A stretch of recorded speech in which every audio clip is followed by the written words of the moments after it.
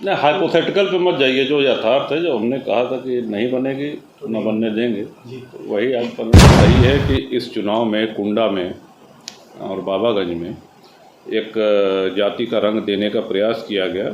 काफ़ी हद तक सफलता भी उन लोगों को प्राप्त हुई, लेकिन बाकी सारी जातियों ने जब देखा कि ये हो रहा है घनघोर जातिवाद, तो बाकी सारी जातियों का आशीर्वाद हमको मिला है। इस सहनशीलता को कमज़ोरी न समझ रहे हों, तो तब हमने जवाब दिया। उत्तर प्रदेश में इस बार के विधानसभा चुनाव में कांग्रेस और बीएसपी का जहां लगभग अस्तित्व खत्म हुआ, तो वहीं जनसत्ता दल लोकतांत्रिक पार्टी 2 सीटों पर ऐतिहासिक जीत दर्ज करते हुए प्रदेश में एक नए विकल्प के रूप में उभरी। भाजपा गठबंधन ने 273 सीटों के साथ धमाकेदार जीत दर्ज की, तो सपा को 125 सीटों पर संतोष करना पड़ा। कांग्रेस 2 पर और बसपा महज 1 सीट पर सिमट गई। पूरे प्रदेश की सभी सीटों पर सपा M+Y फैक्टर यानी मुस्लिम और यादवों को साध कर भाजपा से लड़ रही थी। भले ही सपा पूरे प्रदेश में भाजपा से लड़ रही थी, लेकिन प्रतापगढ़ की कुंडा और बाबागंज सीट पर समाजवादी पार्टी MY फैक्टर के साथ राजा भैया की पार्टी जनसत्ता दल लोकतांत्रिक से लड़ रही थी। खुद अखिलेश यादव कुंडा में कुंडी लगाने पहुंचे, लेकिन कुंडा की जनता ने जातिगत राजनीति करने वालों को ऐसा आईना दिखाया कि कुंडा सीट पर राजा भैया ने लगातार 7वीं बार धमाकेदार जीत दर्ज की और बाबागंज की सीट लगातार 6ठी बार जीतकर इतिहास रच दिया। जीत का प्रमाण पत्र लेकर जैसे ही राजा भैया अपने भारी भरकम काफिले के साथ कुंडा पहुंचे, लोगों ने राजा भैया का भव्य स्वागत किया और जमकर पटाखे फोड़े। आज बेती राजभवन में हजारों की संख्या में पहुंचे लोगों ने राजा भैया को शुभकामनाएं दी और उत्साही कार्यकर्ताओं ने डीजे की धुन पर जमकर डांस किया।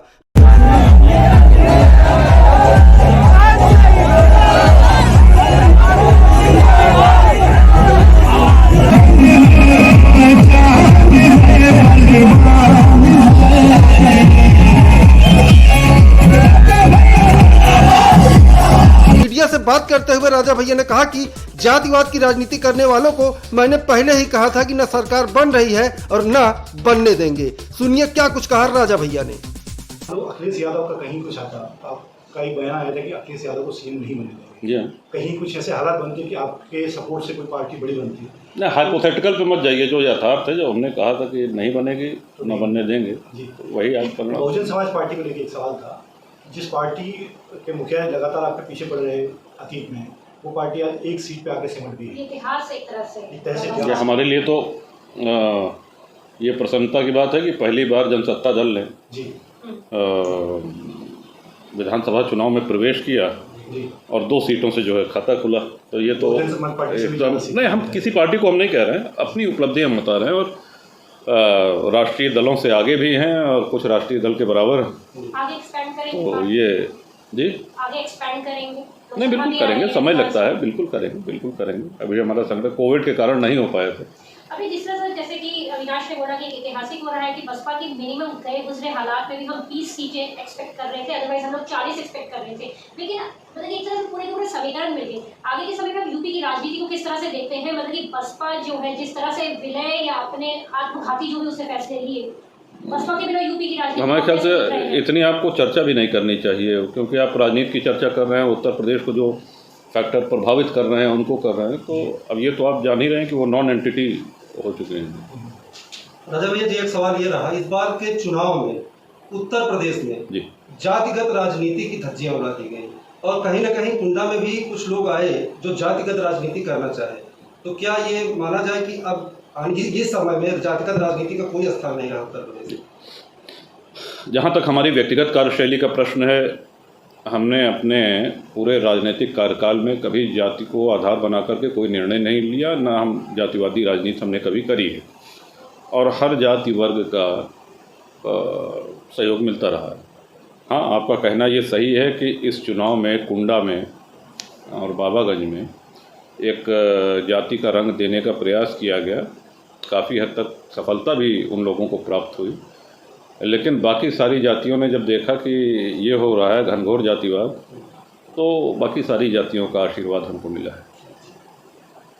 कुंडा में एक बात कहते हैं, सरकार से पहले राजा भैया का दरबार, आज हमने देखा भी आपका दरबार लगा हुआ था। सरकार जब बनेगी, जब उसका दरबार लगेगा तब। नहीं, देखिए, जलवा शब्द तो हम नहीं प्रयोग करना चाहेंगे, लेकिन हाँ, इतने वर्षों से काम करते करते जनता का विश्वास हमको प्राप्त है, ये हम अपना सौभाग्य मानते हैं, अपनी खुशकिस्मती मानते हैं। सर, अभी तक आप निर्दलीय थे और अब पार्टी के रूप में पहली बार विधायक बन के जा रहे हैं, तो दोनों का अनुभव कैसे देख रहे हैं आप? दोनों उत्साह कैसे देख रहे हैं? पहले का उत्साह और अब पार्टी के रूप में जा रहे हैं? नहीं, बिल्कुल पार्टी की प्रगति को देख करके उत्साहित हैं और पार्टी का भी विस्तार हो। अभी अगले 1 साल में और भी राज्यों में चुनाव है, मध्य प्रदेश में भी चुनाव होने वाले हैं, तो वहाँ भी अभी पार्टी ये हम लोग विचार करेंगे, अगर ऐसा कुछ होता है तो फिर बिल्कुल आपको बताएंगे। अभी क्योंकि पार्टी है तो कोई भी निर्णय हमारा निजी नहीं हो सकता है, और अगर ऐसा कुछ होना होगा तो बिल्कुल आपको होगा। सर, एक आपने बयान दिया था, न बली न बनक दे जी, तो वो चरितार्थ हो गया, वो सही में जी, बहुत बहुत धन्यवाद इसके लिए। तो आप सर इतना अनुभव लेके बैठे थे, पहले से आपको अंदाजा हो गया था? हमको अंदाज़ा था, और अंदाज़ा के अलावा देखिए, एक के बाद एक 2-3 जनसभाओं में जिस तरह की छीटाकशी हुई, जो भाषा प्रयोग की गई, जो कमेंट किए गए, तो वो सभ्य राजनीतिक भाषण की श्रेणी में नहीं आता है। तो शुरू में तो हम नहीं जवाब दे रहे थे, लेकिन बाद में ऐसा लगा कि मतलब इस सहनशीलता को कमज़ोरी न समझ रहे हों, तो तब हमने जवाब दिया। 11 है, आपने कहा 11 भी आएगी, 10 के बाद 11 है। बिल्कुल 11 आ गए। देखिए, सर्वत्र शांति है एकदम। कुंडा बाबागंज की जनता को क्या कहना चाहेंगे? कुंडा और बाबागंज के सम्मानित सभी जनता, सभी समर्थक, जनसत्ता दल के सभी पदाधिकारियों को हृदय से आभार व्यक्त करता हूं इस शानदार जीत की।